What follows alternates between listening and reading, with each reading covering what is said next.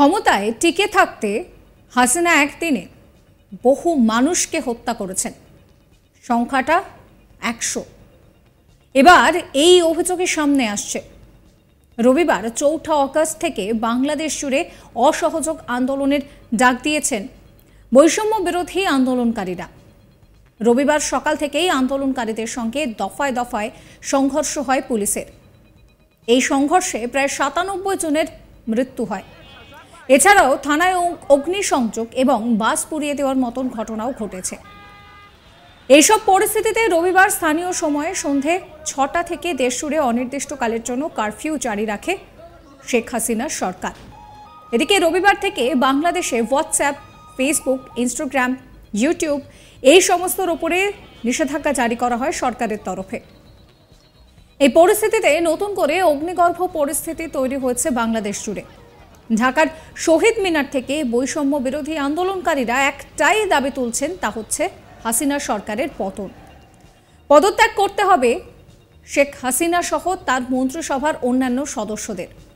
এই পরিস্থিতিতে বাংলাদেশের প্রাক্তন মুখ্যমন্ত্রী খালেদা জিয়ার ছেলে তারেক রহমান তার সোশ্যাল মিডিয়াতে দাবি করছেন যে ক্ষমতায় টিকে থাকার জন্য প্রধানমন্ত্রী হাসিনা ও তার পুলিশ বহু মানুষকে হত্যা করেছে। সংখ্যাটা 100। দেশের এই উত্তাল পরিস্থিতিতে সোশ্যাল মিডিয়ায় বার্তা দিয়ে তারেক দেশবাসী এবং একই সঙ্গে ছাত্রদেরকে রাজপথে আসার জন্য আহ্বান জানাচ্ছেন। তিনি বলছেন যে প্রিয় দেশবাসী, ছাত্রদের ডাকে সাড়া দিয়ে যার যা কিছু আছে সবটা নিয়ে রাজপথে নেমে পড়ুন, প্রতিরোধ গড়ে তুলুন। সেনাবাহিনীর প্রতি আমার আহ্বান, দেশপ্রেমিক শব্দটার মর্যাদা রক্ষা করে ব্যারাকে ফিরে যান। কি বলছেন তিনি, শোনাবো আপনাদের। স্বাধীনতা প্রিয় ছাত্র জনতা, বাংলাদেশের গণতান্ত্রিক আমি ছাত্রছাত্রী ভাই বোনেরা, আসসালামু আলাইকুম। গণহত্যাকারী খুনি হাসিনার পদত্যাগের দাবিতে এই মুহূর্তে উত্তাল হয়ে উঠেছে বাংলাদেশ। ছাত্র জনতার এই বিপ্লব ঠেকাতে খুনি হাসিনা ছাত্র জনতার বিরুদ্ধে পুলিশ, বিজেপি, সেনাবাহিনীর একটি অংশকে লেলিয়ে দিয়েছে। খুনি হাসিনার নির্দেশে পুলিশ, বিজেপি, সেনাবাহিনীর একটি অংশ ছাত্রছাত্রী জনতাকে হত্যা করে লাশের বন্যা বইয়ে দিয়েছে। যে মুহূর্তে আমি আপনাদের সামনে এই বক্তব্য রাখছি, যতটুকু আমি দেশের বিভিন্ন জায়গা থেকে জানতে পেরেছি, এরই ভেতরে আজকের এই দিনে তার নিজের ক্ষমতা টিকিয়ে রাখতে জন্য শেখ হাসিনা এরই ভেতরে প্রায় 100 মানুষকে সে হত্যা করেছে। পুলিশ, বিজেপি, সেনাবাহিনীর একটি অংশের বন্দুকের নলের উপরে ভর করে খুনি হাসিনা ক্ষমতা আঁকড়ে রেখেছে। পুলিশ, বিজেপি, সেনাবাহিনীকে বলবো, খুনি হাসিনাকে রক্ষায় ছাত্র জনতার বুকে গুলি করা অবিলম্বে বন্ধ করুন। আপনারা কাদের বুকে গুলি করছেন? এরা তো আপনাদেরই ভাই, বোন, সন্তান, স্বজন। খুনি হাসিনাকে রক্ষা করতে গিয়ে নিজেদেরকে দয়া করে গণশত্রুতে পরিণত করবেন না। বিশেষ করে আমি সেনাবাহিনীর ভাইদেরকে বলবো, সেনা পরিবারের একজন সদস্য হিসাবে আমি সেনাবাহিনীর কাছে আহ্বান জানাবো যে বাংলাদেশের জনগণ আপনাদের নামের সাথে সবসময় দেশপ্রেমিক শব্দটি ব্যবহার করে। নিশ্চয়ই আপনারা সেই শব্দটির মর্যাদা রক্ষা করবেন। জনগণের কাতারে থেকে, দেশের পক্ষে থেকে, কোনো ব্যক্তির পক্ষ বা কোনো বিশেষ দলের পক্ষে আপনারা থাকবেন না। অবিলম্বে সেনাবাহিনীকে অনুরোধ করব, ব্যারাকে ফিরে যান। প্রিয় দেশবাসী, আমাদের সন্তান স্বজনদেরকে সারা দেশে রাজপথে পাখির মতন গুলি করে হত্যা করা হচ্ছে।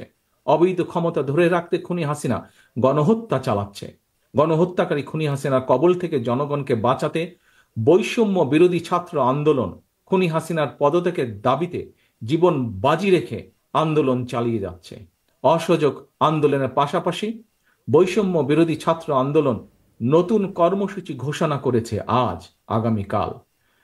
বৈষম্য বিরোধী ছাত্র আন্দোলনের দাবি বর্তমানে সমগ্র বাংলাদেশের সকল মানুষের দাবি। এই দাবি জাতীয় দাবিতে পরিণত হয়েছে। অভিভাবক হিসাবে আমরা আর কেউ ঘরে বসে থাকতে পারি না। আমি বাংলাদেশ জাতীয়তাবাদী দল বিএনপি সহ বাংলাদেশের পক্ষের প্রতিটি গণতান্ত্রিক রাজনৈতিক দল, প্রতিটি শ্রেণী পেশার মানুষ, প্রত্যেক সচেতন অভিভাবকের প্রতি আমার বিনীত আহ্বান, আজ আপনি ঘর থেকে যদি বেরিয়ে না আসেন তাহলে খুনি হাসিনা এই গণহত্যা বন্ধ করবে না। আজ এই লাশের মিছিল দীর্ঘ থেকে দীর্ঘতর হবে। অভিভাবক সকলের প্রতি আমার বিনীত আহ্বান, আপনারা দলে দলে রাজপথে নেমে আসুন। বৈষম্য বিরোধী ছাত্র আন্দোলন ঘোষিত কর্মসূচি সর্বাত্মকভাবে সফল করুন। যার যা কিছু আছে, যে অবস্থানে যেখানেই আছেন, তাই নিয়ে প্রতিরোধ গড়ে তুলুন। সতর্ক থাকুন। খনি হাসিনার বিদায় এখন মাত্র সময়ের ব্যাপার। দেশের এই অগ্নিগর্ভ পরিস্থিতির মধ্যে এবার আন্দোলনকারীদের সঙ্গে আলোচনায় বসতে চাইলেন দেশের প্রধানমন্ত্রী শেখ হাসিনা। তিনি জানান যে আন্দোলনকারীদের অনেক দাবি মেনে নেওয়া হয়েছে, তাদের আর কি দাবি রয়েছে তা তিনি শুনতে চান। আন্দোলনকারী সমন্বয়কদের সঙ্গে দেশের শাসক দল আওয়ামী লীগ আলোচনায় বসতে চাইছে, এই মর্মে সিদ্ধান্ত নেওয়া হয়েছে। এই বৈঠকে নাকি হাসিনা জানিয়েছেন যে আন্দোলনকারীদের সঙ্গে তিনি আলোচনায় বসতে চান। আন্দোলনকারীদের একাংশের দাবি এখন চাপের মুখে পড়ে আলোচনায় বসতে চাইছেন হাসিনা। সূত্রের খবর, হাসিনা জানিয়েছেন যে কোটা আন্দোলনকারীদের সঙ্গে তিনি বসতে চান, তাদের কথা শুনতে চান, তিনি আর সংঘাত চান না। গণভবনের দরজা পড়ুয়াদের জন্য সবসময় খোলা রয়েছে। সূত্রের খবর, দলের 3 নেতাকে কোটা সংস্কার আন্দোলনের সমন্বয়কদের সঙ্গে বসার দায়িত্ব দিয়েছেন হাসিনা। অর্থাৎ এই মুহূর্তে দাঁড়িয়ে হাসিনা নতুন করে কথা বলতে চাইছেন। জানা গিয়েছে আন্দোলনকারী ছাত্রদের সঙ্গে আলোচনায় বসার সময় পুরো ব্যাপারটাকে সহনশীলভাবে দেখার নির্দেশ দিয়েছেন। কি বলছেন হাসিনা, শুনুন।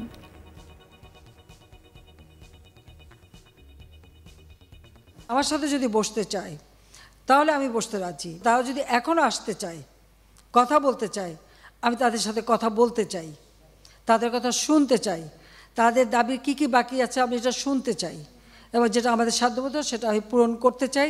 আমি এই সংঘাত চাই না। তারা যদি বসতে চায় আমার সঙ্গে, এই আন্দোলনকারীরা, কোটা আন্দোলনকারীরা, আমি তাদের সাথে বসবো, তাদের কথা শুনবো, তাদের দাবি দাবি পর্যন্ত যা মেনে নিয়েছে আরও কিছু আছে কিনা সেটা হয়তো শুনতে হবে। এবং আপনাদের সামনে আমি বলতে চাচ্ছি, যেটা দেশবাসীরও জানা উচিত, যে আমি কখনোই আমার দরজা বন্ধ করিনি। গণভবনের দরজা খোলা। যখনই এই আন্দোলনকারীরা কথা বলতে চায়, আলোচনা করে সমাধান করতে চায়, আমি তাদের সাথে নিজেই বসতে রাজি। আমি আবারও বলছি যে আন্দোলনকারীরা যদি আলোচনা করতে চায়, আমি এখনও রাজি। যে কোনো সময় তারা আসতে পারে, আলোচনা করতে পারে, দরকার হলে তাদের গার্জিয়ানদের নিয়েও আসতে পারে।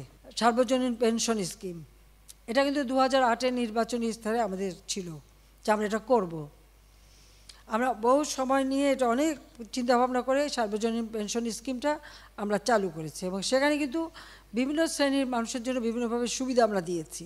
যে বিশ্ববিদ্যালয়, স্বায়ত্তশাসিত প্রতিষ্ঠান এবং প্রজাতন্ত্রের সকল বেতনভুক। সাবস্ক্রাইব করবেন আজ তাক বাংলার ইউটিউব চ্যানেলকে, ফলো করবেন হোয়াটসঅ্যাপ চ্যানেলও।